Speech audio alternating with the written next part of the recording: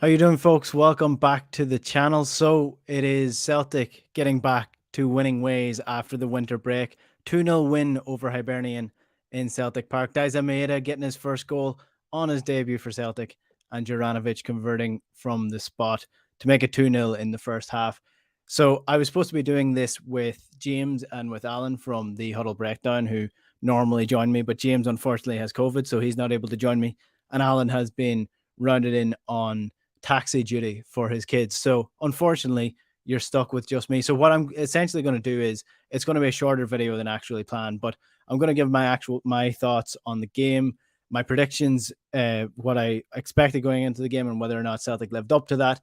And I'm going to run through some FOTMob data. Now I know FOTMob can be hit or miss in terms of their data, but in light of keeping this channel as data focused as I possibly can, I'm going to run through what data I have at hand to me from the game, just to give you an overall sort of idea of the numbers behind Celtic's performance against Hibs in this 2-0 win. So in general, I thought it was a pretty dominant performance. I can't see any faults massively with the performance from Celtic. In the first half, it was a little bit better. In the second half was a little bit subdued. But in the first half, it was dominant. It was fast paced. They were moving the ball well. Hatate was getting involved well. Maeda obviously got his goal, which is good for any striker coming into a team.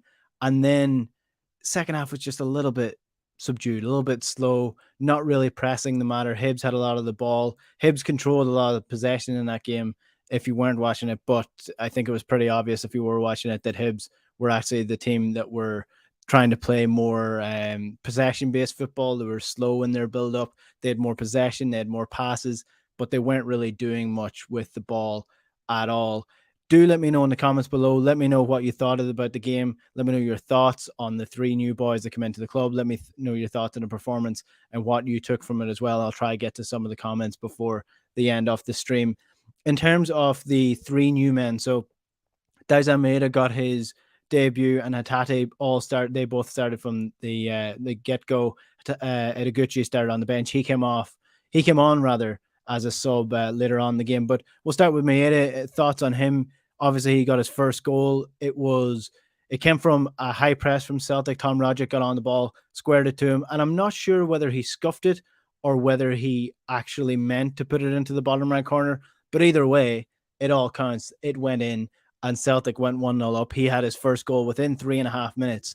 Maeda had his first goal for Celtic. So immediately what I was hoping for him was for him to get off the mark for Celtic, get his first goal and get some confidence going into that role. Because if he's going to be a replacement for Kyogo, if he's going to be the backup to Kyogo, or if he's going to play alongside Kyogo, we want him playing with as much confidence as possible.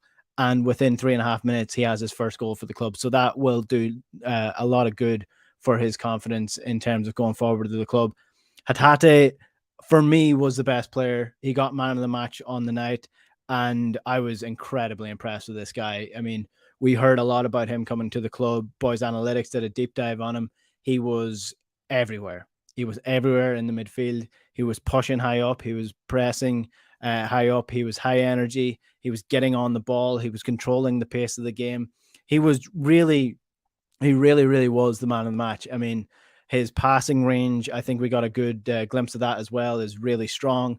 He is brave on the ball in terms of the passes he's breaking out. Now, on the Huddle Breakdown, Alan Morrison obviously has his packing data, which is essentially when a player is taken out of the game by a pass. I'm really looking forward to seeing how many of his passes were packed passes, how many of those passes took players out of the game, because it seemed like there was a lot of those. And I think if that's the first glimpse of what Hatate is going to do for Celtic, I think we can be very excited about his performances going forward. And then Edeguchi, obviously coming off the bench, it's hard to tell. He didn't have enough minutes. And at that stage, the game was sort of petered out at that point. He didn't really have much to do. But again, it's just positive that he's getting these minutes. In terms of positives in this game, we'll start with the positives because it's a 2-0 win. Obviously, a 2-0 win is the first positive in this game. Coming off the break, you want to get the win. But again, a positive for me is that Celtic scored early in this game. 3.5 minutes into the game, they were 1-0 up, and already, finally, you're looking comfortable. It opens up the game for you going forward. And then you double the lead before halftime to put the game to bed. By then, by come the second half, it doesn't really matter how well you perform in terms of controlling the game. Hibs didn't really create anything in the second half, so Celtic didn't need to press the issue because they were already 2-0 up. So scoring early, putting the game to bed before halftime, massive positives for Celtic. Again, more positives. Hatate and Maeda seemed settled in the team. There was a few moments in the first half that they did get in the way of some players, looked a little bit out of place, and it looked like maybe they might be struggling to get a grip with the game. But then they finally took charge. Once Celtic got that first goal, I think it settled them, settled the crowd. They started to feel more comfortable.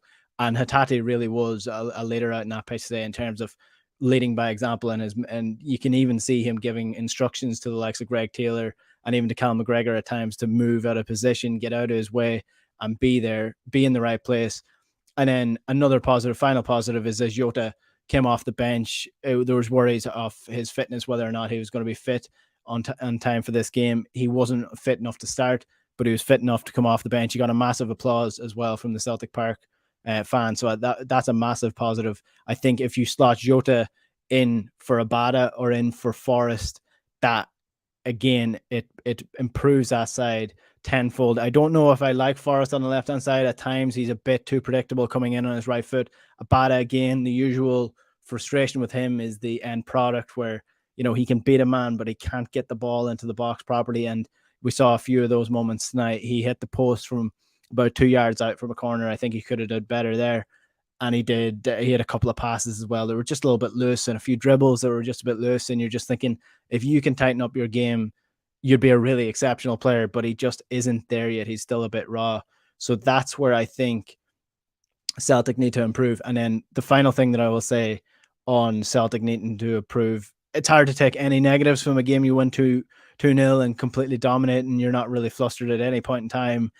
But I still think Celtic need a left back. If Greg Taylor isn't going to be if Greg Taylor is a number one choice, I don't think he's a good enough number one choice. And that is slightly unfair on Greg Taylor because of his performance tonight. I didn't think it was a bad performance. He even played a nice ball over the top to Abada for the penalty. It was a really good pass. But I just think there needs to be a step up there. With Juranovic playing on the right-hand side, I think Celtic really do fall down in quality on the left-hand side in terms of the defence. That's where the first chance from Nesbitt actually came from. Forrest was obviously pushed up far up the pitch. Greg Taylor was out of position, and they were able to beat us down their right-hand side or left-hand side fairly easily. So I do think an upgrade is needed at left back, and that's slightly harsh on Greg Taylor, I know, but that's where I think Celtic need to improve and can improve. So before I get to some of your comments, loads of comments coming in, and do keep them coming because I will touch on them before I finish up with the stream. I want to bring you some of the FOTMob data. And again, the warning before this is that FOTMob can be unreliable at times. A lot of XG and data collecting sites have different opinions. So Scout will probably be more accurate, and then Alan will have his own data then. So this is just the data that I have to work with on FOTMob. And this is their outlook. So Celtic obviously won this game 2-0. I'll scroll down to the match stats here. So if you look at the expected goals, Celtic had an expected goals of 2.74. That's not non-penalty XG goals. So that includes the penalty. That's why it's a little bit higher. And then Hibernian obviously have below 0.69 was their XG. And that kind of shows you that they didn't create much, despite having more possession, despite passing the ball a lot. That's where you're missing that link with Hibernian. They didn't threaten Celtic at all. If you look at even just the total shots, Celtic 21 shots to 5, chances created 15 chances to 3, and then 3 big chances for Celtic versus their 1. I'm not sure which one they counted as the big chance, but I presume it was the Nisbet chance, which was right before the Celtic first goal, which is 3 minutes into the game.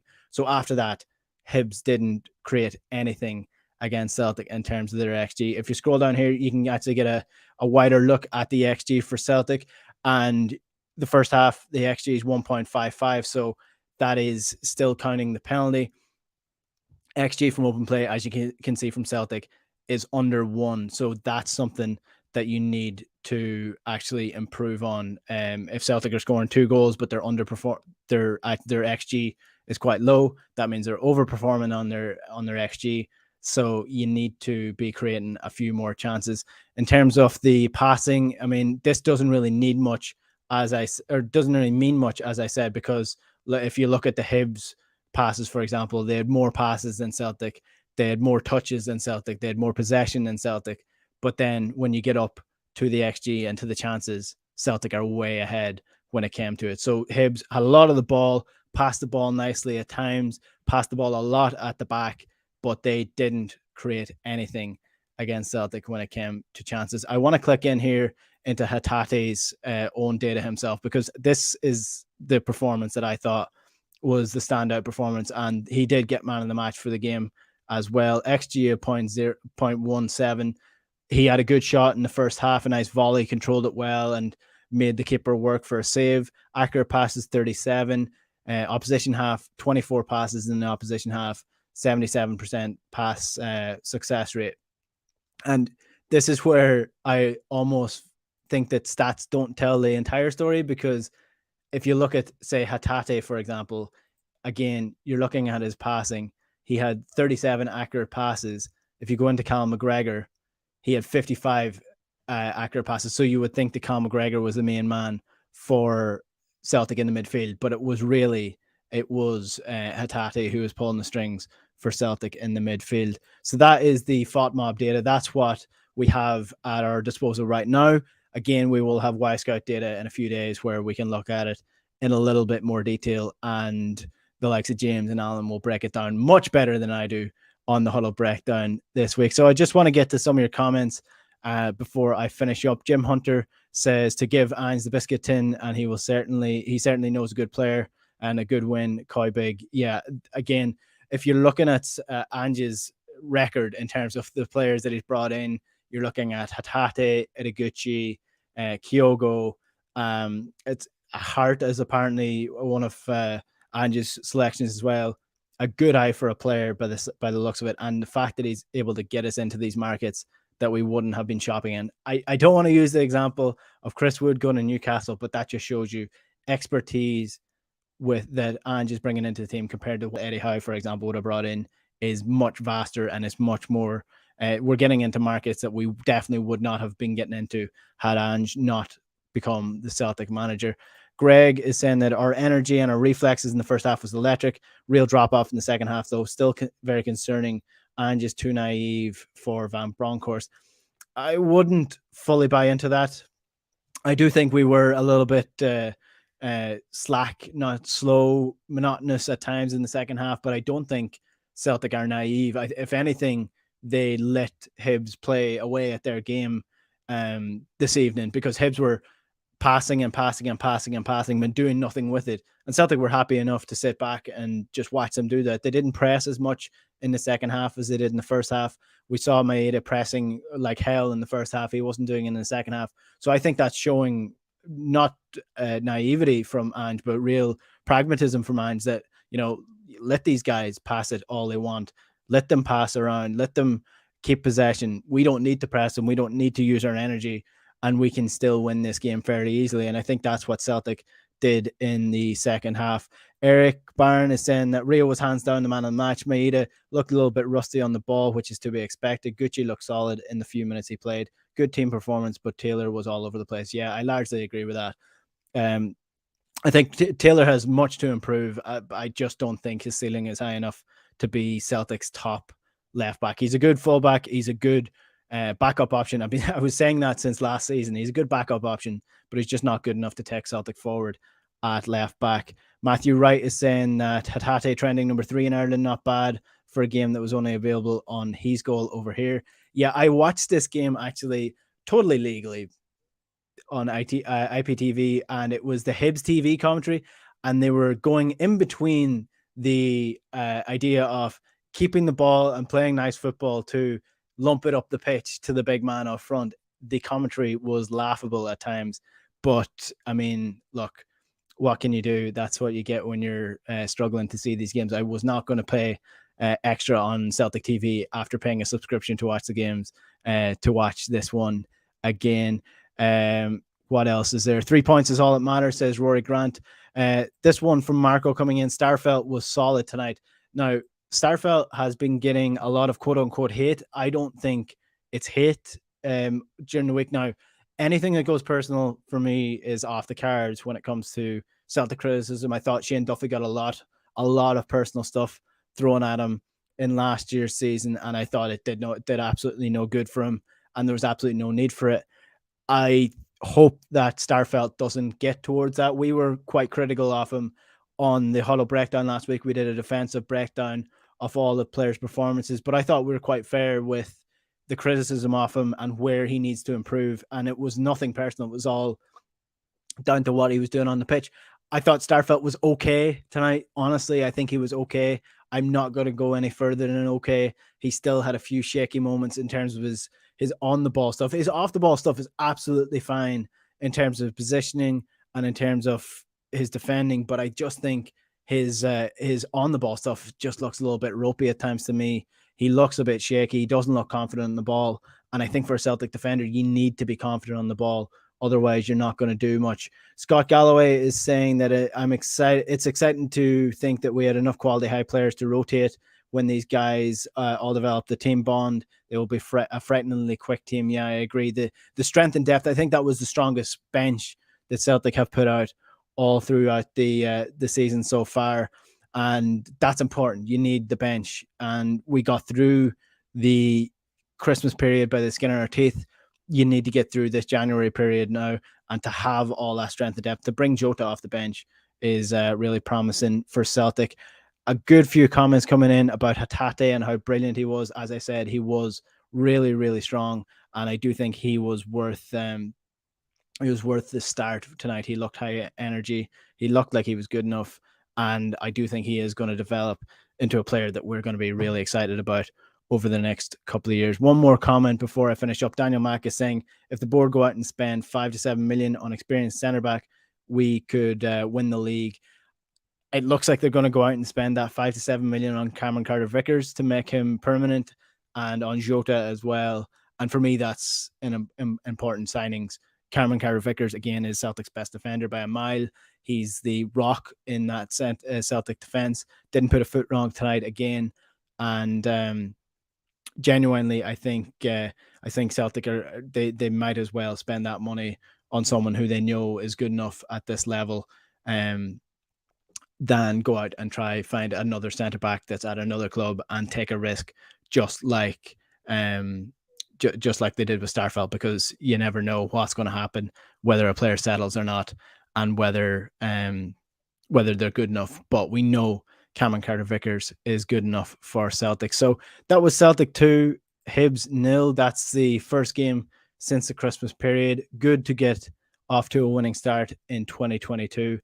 And honestly, that's all you want at this point in time. A good performance, a good win, and Celtic march on. Cup game this weekend, and hopefully we can get some momentum. Might not have a game in February. Not really sure what Angie's going to do, but we shall wait and see.